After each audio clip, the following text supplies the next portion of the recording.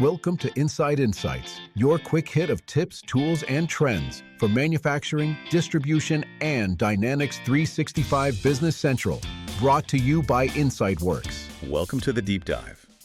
If you're operating in manufacturing, distribution, or really even retail, the single biggest headache in compliance isn't the lack of quality standards.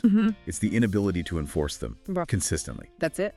Today, we're doing a custom deep dive into the challenges of quality control, specifically within Microsoft Dynamics 365 Business Central, and maybe more importantly, exploring the tools that let you finally ditch the clipboard. And put real quality gates directly into your workflow. The mission today is, it's pretty crucial because we're talking about a fundamental failure, an architectural one. Okay. The problem is the separation between your quality data, your inspection results, and your core operations. The stuff like moving inventory or finishing a production order. That separation, it just sounds like it's designed to fail. It is. Yeah, okay. It absolutely is. When your quality checks are on paper or, in some disconnected spreadsheet, defects are almost guaranteed to slip through. Right. Think about the receiving dock. Time pressure is high. If the inspection process is separate from the physical receipt, bad items just get put into stock. And then they move through production. Maybe they get shipped out. Wasting expensive materials along the way, and then, they go straight to the customer. So our goal is to show you how to move away from that disconnected chaos toward integrated, enforced quality controls. Which fundamentally mitigates your audit risk and your compliance risk. Precisely. If quality lives outside your main system, your ERP, your audit trail is fractured, and the financial hit from a recall or even just customer returns, it just goes up exponentially. Integration isn't a nice to have. It's really a necessity. Let's start with that disconnected reality. I mean, what's actually happening in a lot of companies right now? Right. You're running Business Central for everything, finance, inventory, purchasing. But when a truck shows up at the dock, the quality team is still walking around with a clipboard and a paper checklist. And that clipboard, that's the weak link. It really is. I mean, Business Central can record batch attributes, things like moisture content or color, sure. But it doesn't enforce anything. It doesn't automatically enforce the results. It's just a database. It stores the data. So if an inspection fails, nothing in the system automatically stops a warehouse worker from putting that inventory away and making it available for sale. And that delay, the time between the inspection happening and the system actually knowing about it, that's a massive vulnerability. It's everything. So the solution is to embed the quality check directly into the transaction itself. The way. We're looking at solutions like the Quality Inspector app that don't just record data. They become mandatory gates in the workflow. They automate the inspection creation. They enforce the pass-fail rules right there. In receiving, in production. And they manage quarantines automatically. Instantly, preventing that bad material from moving an inch further. That sounds great, but doesn't that risk, grinding production to a halt if the inspection process itself is clunky? That's a critical point. And it's why these tools have to integrate with the hardware on the floor. The sources we looked at highlight how this app works alongside tools like Warehouse Insight and Shop Floor Insight.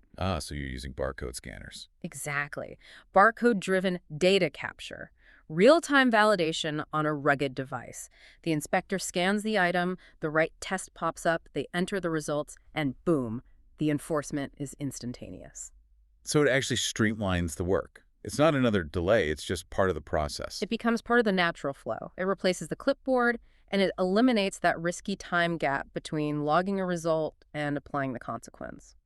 I hear companies say, we use the standard fields in BC and our team knows the rules. Why is that such a dangerous assumption? Because people make mistakes, and systems designed for just recording data are, they're insufficient for enforcement. When you rely on a manual process, you are betting that every single employee, every single time, will check a piece of paper, tell the right person, and then go into the system to manually block the item. That's not going to happen. Yeah. Not consistently. It's not scalable, and it will not stand up to an audit. Disconnected processes just fundamentally increase your risk. For quality to mean anything, it has to be integrated. Okay, so if we agree integration and enforcement are key, the next step is to get more sophisticated than just a simple pass or fail. Right. And that's where this feature called customizable grades comes into play. Okay, so we're moving beyond a simple red light, green light system. What do grades let you do that a standard field doesn't? They replace the old hard-coded states. So now you can configure multiple specific conditions. You could have grade A for premium, grade B for standard, but you could also have grade C for seconds, or even specific failure codes like dimension failure. And that gives you control over what happens to the material. Exactly. And the real power is linking those grades directly to transaction blocking. This is where the control really happens. This is the core of it. It's the absolute core. You set up rules that say, for a lot with this specific grade, here are the transactions it's allowed to be in. So, for example, if a lot has a grade of, say, in progress, Meaning the test isn't even done yet. or a grade of fail, you can configure the system to instantly block it from all sales. The lot allow sales setting for those grades is just set to block. So you can't accidentally sell a bad batch. Zero chance. But the control is also granular, which is really clever. Okay, give me an example. Let's Yeah. say a batch of paint. It's safe, but the color is slightly off. A grade C. Perfect example. You can't sell it to your primary customer, but you don't want to just throw it away. Right, maybe you can use it internally. Exactly. So with grades, you block sales. Lot allow sales. Yes. Blocker, but you can set lot allow consumption to allow, so it can be used in a less sensitive production process. So it's not just about compliance, it's about better asset utilization, reducing scrap. 100%. It helps manage working capital. But how does it know which rule to apply first if you have, like, 10 different grades? Good question. The priority. It follows a strict priority structure. Priority 0 is always for in-progress states. The system forces the test to be done before anything else can happen. Got it. Then failure grades get the next lowest numbers, and your pass grades get the highest numbers. So the system always evaluates in order, looking for the worst-case scenario first. If a lot could be a pass on one test, but a fail on another, the failure grade wins and blocks the transaction. It's foolproof. Okay, so moving from the rules to the rhythm of the floor. This automation is what solves that delayed inspection problem we talked about at the start. So let's talk triggers. How does the system know when to create an inspection? Well, the automation has to be tied to key operational moments. In receiving, you want that test created the second the material's logged. Okay. You can do that two ways. Either when a purchase order is posted, so it's officially in inventory, or even faster, when a warehouse receipt is posted. So the quality team gets the notification the moment the truck pulls away. Not 3 days later when someone finds the paperwork. Exactly. So that handles the front end. But what about on the production floor? That's way more complex. You have checks happening mid-run at the end. Production needs more flexibility, more layers. You can create tests when a production order is released. Think of it like a mandatory pre-flight check. A checklist for the machine setup or tooling. Yep, a proactive check. Then you have reactive checks, which happen when output is posted. This is your quality control on the finished or semi-finished goods before they get put away.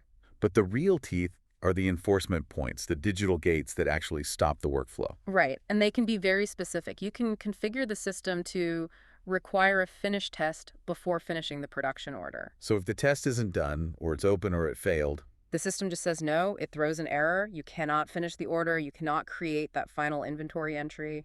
but what about those long production runs? You can't just wait until the very end to find a problem. You can't. You'd have massive amounts of scrap. That's where periodic testing rules are so important. You can require a finished test before every X units, every 10 pieces that come off the line. To catch machine drift. Or you can do it based on time.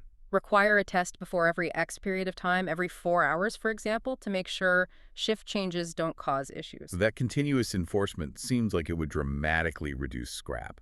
Now, the sources mentioned something called auto-output configuration. Why would you need that? It's for refinement. It lets you define what kind of output triggers a test. You might only care about a mandatory review when something goes wrong. Ah, like when scrap is logged. Exactly. You can set it to trigger on any quantity output, or only with quantity for normal production, or crucially, only with scrap. So if an operator logs 50 units of scrap, boom, a mandatory quality inspection is created before they can continue the run. So we've covered the structured enforcement, but now let's talk about moving beyond static, inflexible tests to something, well, something more intelligent, dynamic. That phrase, dynamic expressions, it sounds pretty technical. How do we break that down so it makes sense? It just means the system can do math and look up data in real time. So first, there are calculated fields. Okay. Let's say your quality test requires measuring volume. Instead of the inspector pulling out a calculator, which is, just asking for errors, Right. they just enter the length, width, and height into 3 separate fields. And the fourth field, volume, is calculated instantly by the system. It's read only. Human calculation error is just gone. So the system does the heavy lifting. But you said that the real game changer is using that to set the pass conditions themselves. Absolutely. That's embedded expressions.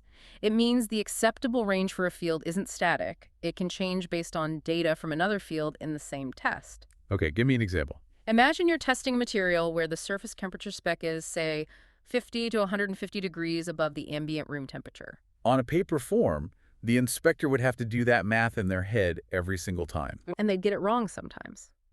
With an embedded expression, the inspector enters the ambient temperature, and the pass-fail condition for the surface temperature field is instantly and dynamically set.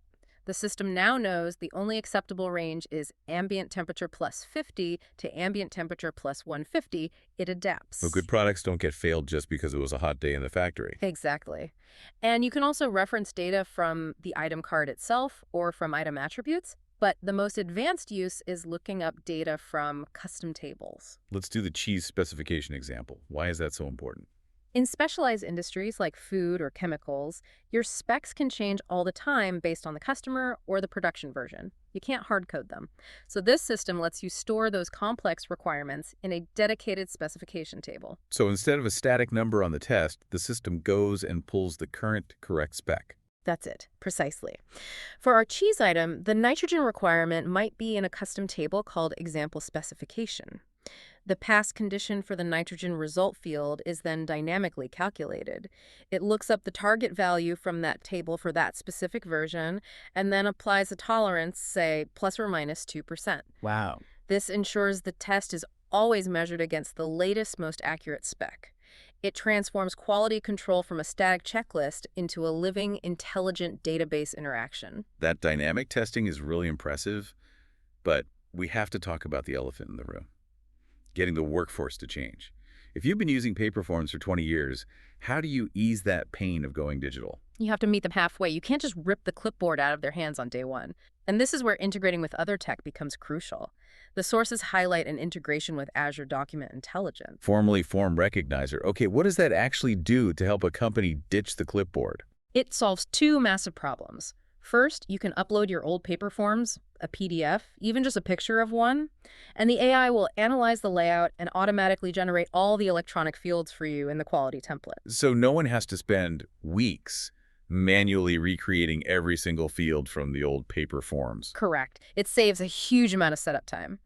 But the second part is even more critical. It can recognize handwritten forms. No way. Yes. So if your team is still using paper because they're in a dirty environment or out in the field, they can fill it out by hand, scan it, and the Azure tool imports the handwritten data right into the electronic test record in Business Central. That is the ultimate digital bridge. You get the electronic record immediately without forcing a huge cultural shock on the floor staff. Right. Okay, let's switch gears to high-stakes compliance. We mentioned audit trails. Right. For highly regulated industries like aerospace or defense, you need more than just a list of passes and fails. You need things like a first article inspection report, a FAIR Form 3. And the quality inspector has templates for that. What makes that form so important? It is the formal documented proof that every single engineering and design requirement has been met before you start full production.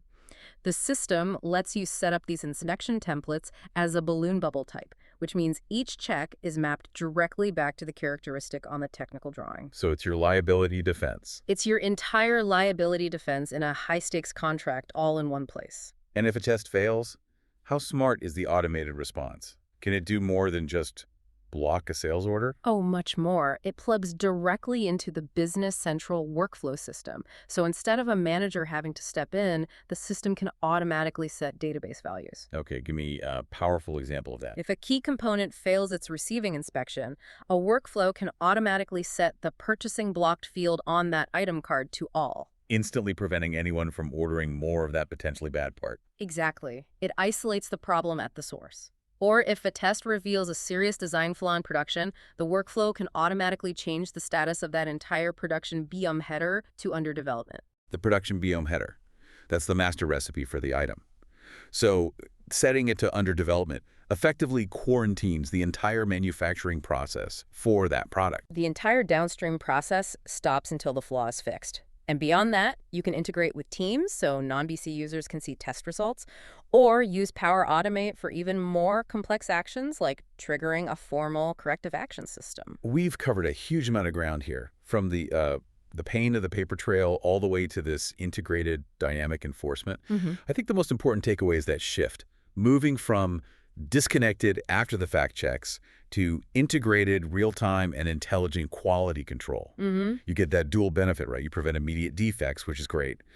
But you're also creating this ironclad proactive audit trail for the long run. The long-term strategic value here, it really can't be overstated. The true power of this isn't just about stopping one bad lot today. It's about what those detailed, time-stamped, traceable digital records become over time. It's about creating immutable records like that Fairform 3 that will stand up to regulatory scrutiny years from now. A system like this fundamentally changes an organization's entire liability posture when it comes to product quality, for every single item you produce from this day forward. Integrated quality control. It moves from being an operational chore to a strategic defense mechanism. That's a powerful idea for you to think about until our next deep dive.